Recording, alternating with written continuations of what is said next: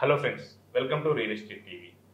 ఈరోజు real estate టీవీలో Hyderabad real estate ఎలా ఉంది, ఫ్యూచర్లో ఎలా ఉండబోతుంది, రియల్ ఎస్టేట్ చుట్టూ అనేక విమర్శలు ప్రతి విమర్శలు జరుగుతూ ఉన్నాయి. హైదరాబాద్ రియల్ ఎస్టేట్ అమ్మాలి అంటున్నారు, 1,00,000 ఫ్లాట్స్ కొనుగోలు చేయదారు లేక ఖాళీ అంటున్నారు. అసలు హైదరాబాద్ రియల్ ఎస్టేట్ కొన్నేళ్ల పాటు నిలబడిపోతుందని కూడా చెప్తున్నారు. నిజంగా హైదరాబాద్ రియల్ ఎస్టేట్ ఎలా ఉంది అనే విషయాలన్నీ అంశాల మీద మనతో మాట్లాడేందుకు Yanamala developers private limited MD Yanamala Raju గారు మనతో ఉన్నారు. యనమల రాజు గారి గురించి మనం ఒక మాటలో చెప్పాలంటే, ఆయన గతంలో మీడియా రంగం నుంచి, జర్నలిస్ట్ కెరీర్ నుంచి రియల్ ఎస్టేట్ రంగంలోకి వచ్చారు. దశాబ్దాల కాలంగా రియల్ ఎస్టేట్ రంగంలో మంచి సలహాలు సూచనలు ఇస్తూ రియల్ ఎస్టేట్లో ప్లాట్లు కొనే వారికి, ఇన్వెస్టర్లకు ఎలా జాగ్రత్తలు తీసుకోవాలి, ఎలా మనం నష్టపోకుండా ఉండాలనే విషయంలో కూడా అనేక సలహాలు సూచనలు ఇస్తున్నారు. అనేక ఛానల్లో కూడా ఆయన అనేక వీడియోలు మనం చూడొచ్చు. ఇప్పుడు ప్రజెంట్ రియల్ ఎస్టేట్ రంగం మీద మనం వారితో మాట్లాడదాం. యనమల రాజు గారు నమస్తే. నమస్తే నాగరాజ్ గారు. ప్రధానంగా హైదరాబాద్ రియల్ ఎస్టేట్ అంటే ప్రభుత్వాలు మారిన నేపథ్యంలో ఒక ఏడాదిన్నర కాలంగా రియల్ ఎస్టేట్ మొత్తం ఆగిపోయింది అనే ఒక చర్చ అయితే ఉంది.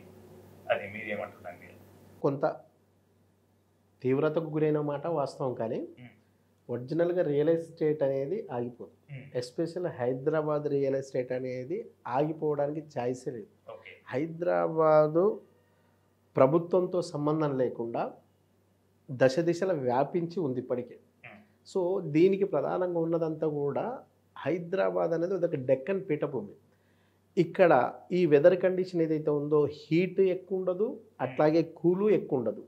దాంతోపాటు హైదరాబాదులో ప్రధానంగా భూకంపాలు వచ్చే ఛాయిస్ లేదు, అట్లాగే ఇక్కడ తుఫాన్లు వచ్చే ఛాయిస్ లేదు. దీంతో పాటు ఒక పెట్టుబడిదారుడు ఏం కోరుకుంటాడు, తను ఇక్కడ కంపెనీ పెడితే ఆ కంపెనీ కింద ఉండే ల్యాండ్ తక్కువ రేటు రావాలని కోరుకుంటాడు.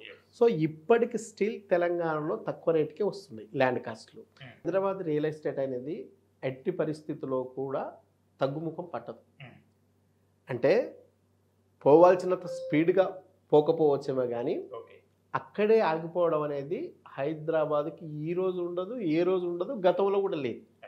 ఎందుకంటే హైదరాబాదుకున్న జియోగ్రఫికల్ నేపథ్యం ఏదైతే ఉందో, ఇది డెక్కన్ పీఠభూమి. ఈ డెక్కన్ పీఠభూమిలో వాతావరణం సమశీతోష్ణ స్థితి వాతావరణం అంటే ఎక్కువ హీట్ కానీ ఎక్కువ కూల్ కానీ ఉండదు. కాబట్టి అన్ని ప్రాంతాల నుంచి వచ్చే వాళ్ళకు అనుకూలమైన వాతావరణం. దీంతో పాటు పెట్టుబడిదారులు ఎవరైతే ఉన్నారో, పెట్టుబడిదారులు వాళ్ళ కంపెనీ పెట్టే టైంలో మూలధనంగా ప్రధానంగా భూమిని చూస్తారు. సో ఆ భూమి అనేది ఇప్పటికి కూడా అందుబాటు ధరలో ఉంది హైదరాబాద్ పరిసర ప్రాంతాల్లో. దాంతోపాటు పారిశ్రామికవేత్తలకు కావాల్సింది ట్రాన్స్పోర్ట్ సిస్టంలో ప్రధానంగా ఎయిర్పోర్టు. సో ఎయిర్పోర్ట్ యాక్సెస్ కూడా ఈజీ ఉంది. దాంతోపాటు మీకు ఇక్కడ భూకంపాలు వచ్చే అవకాశం లేదు. కాబట్టి మీరు బాగా అబ్జర్వ్ చేస్తే ఇప్పటికే హైదరాబాద్ చుట్టూ ప్రాంతంలోనే డేటా సెంటర్లు అన్నీ కూడా వస్తున్నాయి. ఒరిజినల్గా డేటా సెంటర్లు ఉండేది ఎక్కడ, సముద్ర మార్గంలో ద్వీపకల్పం ఉంటుంది కదా, అక్కడ ఉండాలి ద్వీపంలో. కానీ ఇక్కడికి కూడా మైదాన ప్రాంతానికి ఎందుకు వస్తున్నాం అంటే, ఇక్కడున్న డెక్కన్ పీఠభూమి వాతావరణ పరిస్థితి అనుకూలిస్తున్నాయి కాబట్టి. సో దాంతోపాటు లేబర్ ఛార్జెస్ కూడా హైదరాబాద్లో ఇప్పటికి చాలా తక్కువ ఉన్నాయి. సో లివింగ్ కాస్ట్ కూడా హైదరాబాద్లో, అంటే మీరు ముంబైతో చూసుకున్నా, బీహార్తో చూసుకున్నా, బెంగళూరుతో చూసుకున్నా, ఢిల్లీతో చూసుకున్నా, అహ్మదాబాద్తో చూసుకున్నా, చెన్నైతో తీసుకున్నా, ఇప్పటికి హైదరాబాదులో లివింగ్ కాస్ట్ చాలా తక్కువ. అంటే 6,000 కూడా నెలంతా ఉండగలిగే అవకాశం ఉంది ఇక్కడ. మిగతా చోట అట్లా లేదు. అంటే ఈ పరిస్థితుల నేపథ్యం అనుకూలంగా ఉంది కాబట్టి హైదరాబాద్ రియల్ ఎస్టేట్ అనే డమాల్ అనేది 100% తప్పు, జరగదు. ఎందుకంటే ఇప్పుడు నేను చెప్తున్న మాట కాదు. అమెరికాలో మెర్జర్ అనే ఒక పత్రిక ఉంటుంది, రియల్ ఎస్టేట్ మీద రీసెర్చ్ చేసే సంస్థ. సో ఆ సంస్థ రీసెర్చ్ చేస్తే కూడా 7 అంశాలను వాళ్ళు కీలకంగా తీసుకున్నారు. ఈ 7 అంశాలు ఇప్పుడు మనం అనుకుంటున్నది ఏదైతే లివింగ్ కాస్ట్ తక్కువ కానీ, భాషాపరమైన ఇబ్బందులు లేకపోవడం కానీ, లేబర్ తక్కువ ఉండడం కానీ, అట్లాగే ట్రాన్స్పోర్ట్ సిస్టమ్ పర్ఫెక్ట్గా ఉండడం కానీ, వాతావరణ పరిస్థితుల జీవన ప్రమాణం, ఇవన్నీ బేస్ చేసుకుంటే హైదరాబాద్ అనేది ఇండియాలోనే కాదు, ఈవెన్ వరల్డ్లో కూడా 2nd ప్లేస్లో ఉంది. ఇండియాలో నంబర్ 1, వరల్డ్లో 2nd ప్లేస్.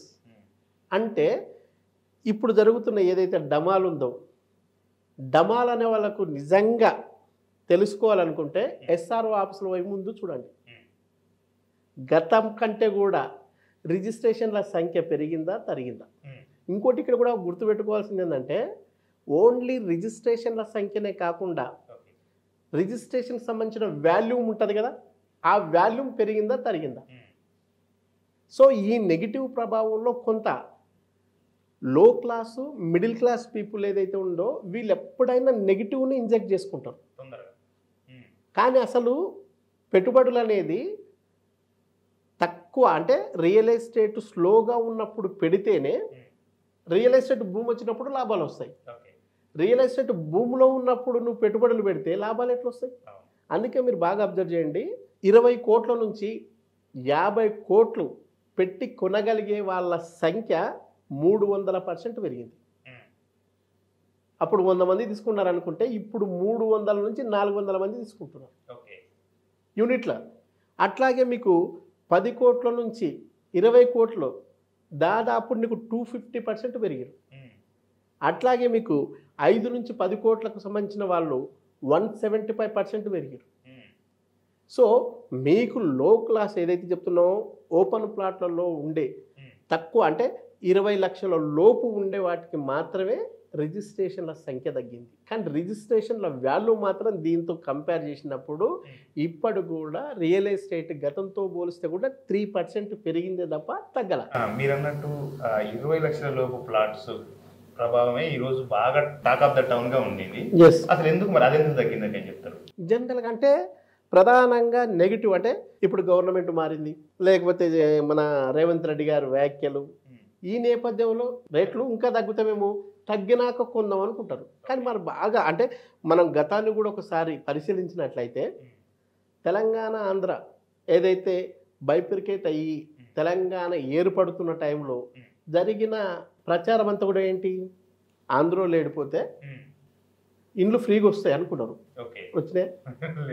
లేకపోతే నోట్ల రద్దు అయితే ఇక మనకి ఏం వేస్ట్ అబ్బా, అన్ని ఇండ్లు ఫ్రీ వస్తాయి అనుకున్నాను, వచ్చినాయి. లేదనుకుంటే కరోనా వచ్చినప్పుడు బతికితే చాలు, బతికుంటే చాలు, బలిసాగైంది బతుకొచ్చురా ఈ కొనడం ఏంది, ఇవన్నీ ఎట్లాగ ఇవన్నీ తగ్గిపోతాయి అనుకున్నారు. తగ్గిందా? మనం చెప్పడం కాదు, కరోనా ఫస్ట్ టైంలో కోకాపేటలో వేలం వేస్తే ఎకరా 63 కోట్లు పోయింది. థర్డ్ కరోనాకు మళ్ళీ వేలం వేస్తే ఎకరా 100 కోట్లు పోయింది.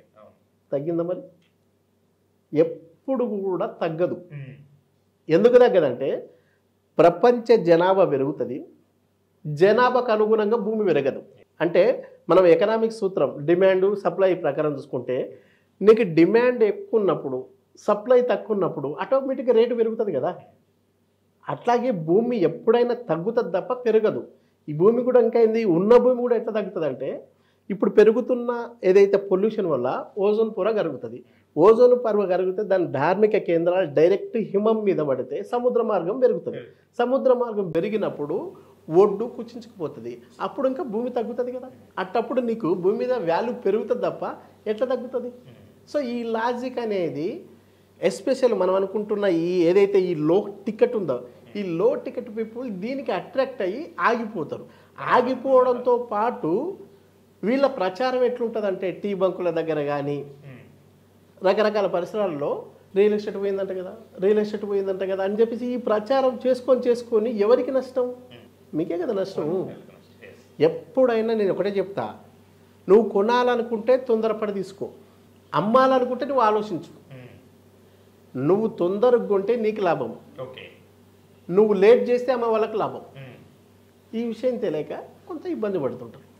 అంతేగా ఒరిజినల్గా ఎట్టి పరిస్థితుల్లో రియల్ ఎస్టేట్ అనేది తగ్గదు. సో ఇప్పుడు హైదరాబాద్ రియల్ ఎస్టేట్ తగ్గిపోయింది, ఆగిపోయింది, నిలబడిపోయింది అనే మాటల్లో వాస్తవం లేదు అనేది చాలా స్పష్టంగా యనమల రాజు గారు, real estate expert Yanamala Raju గారు మాటల్లో మనం తెలుసుకున్నాం. హాయ్ అండి, నేను రమ్య బెహ్రా. రియల్ ఎస్టేట్కి సంబంధించిన అప్డేట్స్ని తెలుసుకోవడానికి రియల్ ఎస్టేట్ టీవీని సబ్స్క్రైబ్ చేసుకోండి.